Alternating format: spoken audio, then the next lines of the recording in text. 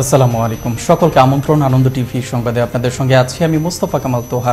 জাতির জনক বঙ্গবন্ধু শেখ মুজিবুর রহমানের জন্মশতবার্ষিকী এবং স্বাধীনতার সুবর্ণ জয়ন্তী উদযাপন উপলক্ষে 1971 সালে বাংলাদেশের মহান মুক্তিযুদ্ধে অংশগ্রহণকারী ভারতীয় সশস্ত্র বাহিনীর একটি প্রতিনিধি দল শনিবার সেনাবাহিনীর প্রধান জেনারেল আজিজ আহমেদের সাথে সৌজন্য সাক্ষাৎ করেন। এ সময় বাংলাদেশের পক্ষ থেকে সেনা প্রধান মুক্তিযুদ্ধে অবদান রাখায় ভারতীয় সেনাদের প্রতি আন্তরিক কৃতজ্ঞতা জ্ঞাপন করেন। বিস্তারিত জয়নাল আবেদিনের প্রতিবেদনে ক্যামেরায় ছিলেন আলী আহমেদ।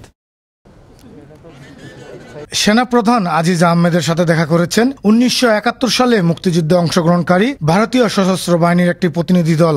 সেনা সদর দপ্তরে এই সৌজন্য সাক্ষাৎ অনুষ্ঠিত হয়। মুক্তিযুদ্ধে ভারতীয় সেনাদের অবদানের কথা শ্রদ্ধাভরে স্মরণ করেন সেনাপ্রধান, জানান কৃতজ্ঞতা। I also feel very humbled recalling the fallen members of Indian Armed Forces who made supreme sacrifices in our War of Liberation in 1971. Our sincere homage to those brave, resolute and valiant members of Indian Armed Forces and also BSF. I assure you that we still remember these veterans with utmost gratitude.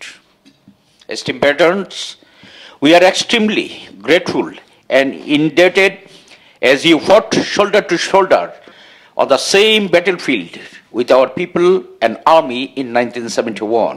এই সময় বাংলাদেশ সেনাবাহিনী তথা বাংলাদেশের সার্বিক অগ্রযাত্রা ও উন্নয়নের প্রশংসা করেন এবং উত্তরোত্তর উন্নতি কামনা করেন। পরে এই বীর সেনানীদের শুভেচ্ছা উপহার প্রদান করেন জেনারেল আজিজ। অবসরপ্রাপ্ত মেজর জেনারেল নারায়ণ শঙ্কর নারীর নেতৃত্বে 30 জন মুক্তিযুদ্ধে অংশগ্রহণকারী ভারতীয় সামরিক বাহিনীর সদস্য সেনাবাহিনী প্রধানের সাক্ষাৎ করেন। এই সময় নারায়ণ শঙ্কর বাংলাদেশ সেনাবাহিনী ও সরকারের উন্নয়নের প্রশংসা করেন। We also respect the celebration of the centenary of Bangabandhu Sheikh Mujibur Rahman. We were very lucky to be present here for these two occasions. I mean, we can't, like I was saying to myself, I said, once in a lifetime that we're able to be present on the golden jubilee of this nation, the independence of which we had some small part to play. এর আগে সকালে সেনাবাহিনীর প্রধানের সাথে সাক্ষাতের পূর্বে তারা ঢাকা সেনানিবাসে শিখা ও নির্বাণে পুষ্পস্তবক অর্পণের মাধ্যমে স্বাধীনতা যুদ্ধে শাহাদাত বরণকারী সশস্ত্র বাহিনীর সদস্যদের প্রতি শ্রদ্ধা নিবেদন করেন। সফর শেষে প্রতিনিধি দলটি আগামী 29 মার্চ তারিখে ভারতে প্রত্যাবর্তন করবেন। জয়নাল আবেদিন, আনন্দ টিভি, ঢাকা। স্বরাষ্ট্রমন্ত্রী আসাদুজ্জামান খান কামাল বলেছেন, গুজব ছড়িয়ে দেশের নাশকতার চেষ্টা করা হচ্ছে। জানান, শিগগিরই এর নৃশংসতা বন্ধ না হলে নেওয়া হবে কঠোর ব্যবস্থা। রোববার সচিবালয়ের নিজ কার্যালয়ে সাংবাদিকদের এক প্রশ্নের জবাবে স্বরাষ্ট্রমন্ত্রী এসব কথা বলেন। যারা নাশকতা করছে তাদের এসব থেকে বিরত থাকারও আহ্বান জানান স্বরাষ্ট্রমন্ত্রী আসাদুজ্জামান খান কামাল। সাম্প্রদায়িক অপশক্তির সহিংস অপতৎপরতা রুখতে শেখ হাসিনার নেতৃত্বে সবাইকে ঐক্যবদ্ধ হওয়ার আহ্বান জানিয়েছেন আওয়ামী লীগের সাধারণ সম্পাদক ওবায়দুল কাদের। রোববার দুপুরে বঙ্গবন্ধু অ্যাভিনিউয়ে আওয়ামী লীগের কেন্দ্রীয় কার্যালয়ে স্বাধীনতার সুবর্ণ জয়ন্তী উপলক্ষে আয়োজিত আলোচনার সভায় তিনি এ আহ্বান জানান। গণভবন থেকে ভিডিও কনফারেন্সের মাধ্যমে আলোচনায় অংশ নেন সেতুমন্ত্রী। বাংলাদেশে করোনা ভাইরাসে আক্রান্ত হয়ে মৃত্যু হলো আরও 35 জনের। এ পর্যন্ত করোনায় প্রাণ হারালেন 8,904 জন। গত 24 ঘন্টায় 3,908 জনের দেহে করোনা ভাইরাস শনাক্ত হয়েছে। নিয়ে করোনায় আক্রান্ত হলেন 5,95,714 জন। রোববার স্বাস্থ্য অধিদপ্তরের এক সংবাদ বিজ্ঞপ্তিতে এ তথ্য জানানো হয়। স্বল্পোন্নত দেশ থেকে এখন উন্নয়নশীল দেশে বাংলাদেশে এমন অগ্রযাত্রা উদযাপন উপলক্ষে রোববার ঢাকা সেনানিবাসের লগ এরিয়ার সার্বিক ব্যবস্থাপনায় আয়োজন করা হলো এক বর্ণাঢ্য র্যালি ও শোভাযাত্রা। বাংলাদেশ সেনাবাহিনীর quartermaster general lieutenant general SM Shafiuddin Ahmed র্যালিতে প্রধান অতিথি হিসেবে উপস্থিত ছিলেন। র্যালিটি ঢাকা সেনানিবাসের সিগন্যাল গেট ও লজিস্টিক্স এরিয়া MP ইউনিটের সম্মুখ থেকে 2টি দলে বিভক্ত হয়। পরে সেনানিবাসের প্রধান সড়ক হয়ে সেনাকুঞ্জে গিয়ে শেষ হয়। র্যালিতে ঢাকা সেনানিবাসে কর্মরত সামরিক, অসামরিক কর্মকর্তা, জেসিও এবং অন্যান্য পদবীর সৈনিকবৃন্দ স্বতঃস্ফূর্তভাবে অংশগ্রহণ করেন। সকল বাধা পেরিয়ে মুক্তিযুদ্ধের মন্ত্রে উজ্জীবিত হয়ে বাংলাদেশ আজ এগিয়ে চলেছে উন্নতি আর সমৃদ্ধির পথে। দেশকে মধ্যমায়ের ডিজিটাল বাংলাদেশ পরিণত করার প্রত্যয়ে গৃহীত রূপকল্প 2021-এর সফল পরিসমাপ্তি হতে চলেছে। স্বাধীনতার এই সুবর্ণ জয়ন্তীতে এবং মুজিব শতবর্ষে এটি আমাদের জন্য একটি অত্যন্ত খুশির, আনন্দের এবং গৌরবের সংবাদ।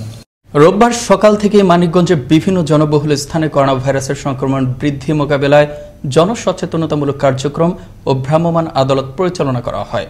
জেলার পাটুরে ফেরিঘাট, লঞ্চঘাট সহ উপজেলার বিভিন্ন হাটবাজার ও উপজেলা প্রশাসনের নির্বাহী কর্মকর্তা BM রুহুল আমিন এ অভিযান পরিচালনা করেন। অভিযানে 28টি মামলায় 25,000 টাকা জরিমানা করা হয়। নাটোরে করোনায় আক্রান্ত হয়ে শাহিনা নাজনীন মিতা নামে এক শিক্ষিকার মৃত্যু হয়েছে।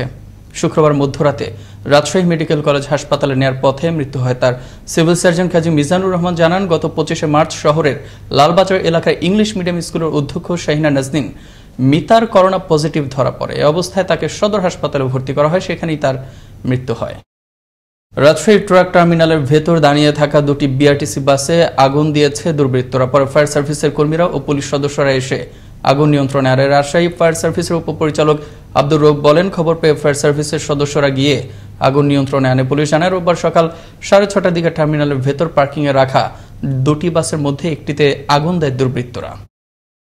চুয়াডাঙ্গার দামুরহুদায় ট্রাক চাপায় মৃত্যু হল পিতা ও পুত্রের। এ ঘটনায় আহত হন আরও 3 জন।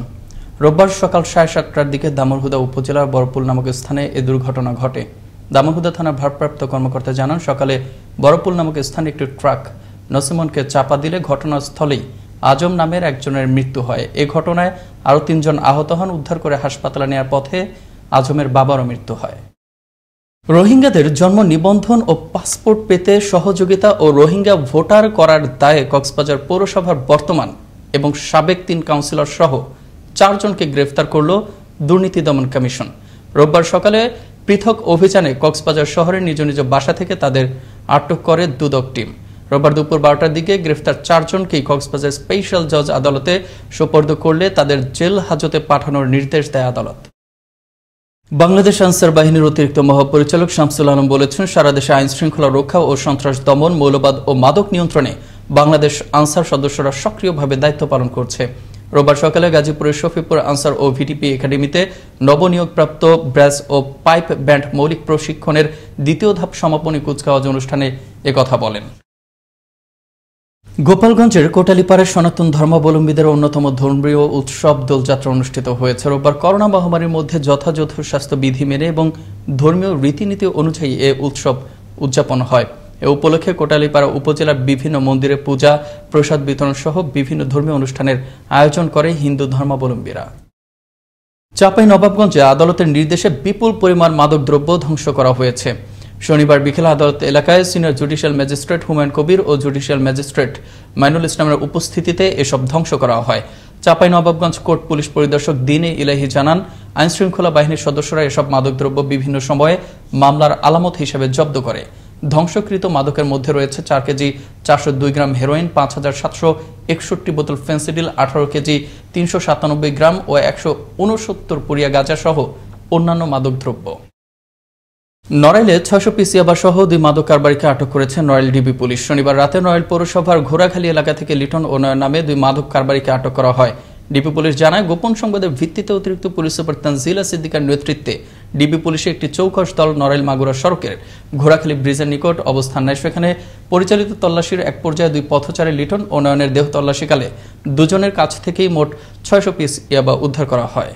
এই ছিল এখনকার মতো। আনন্দ টিভির সংবাদ দেখুন প্রতিদিন বিকেল 5টা 30 মিনিট এবং রাত 9টা 30 মিনিটে। আনন্দ টিভির সঙ্গে থাকার জন্য সকলকে ধন্যবাদ।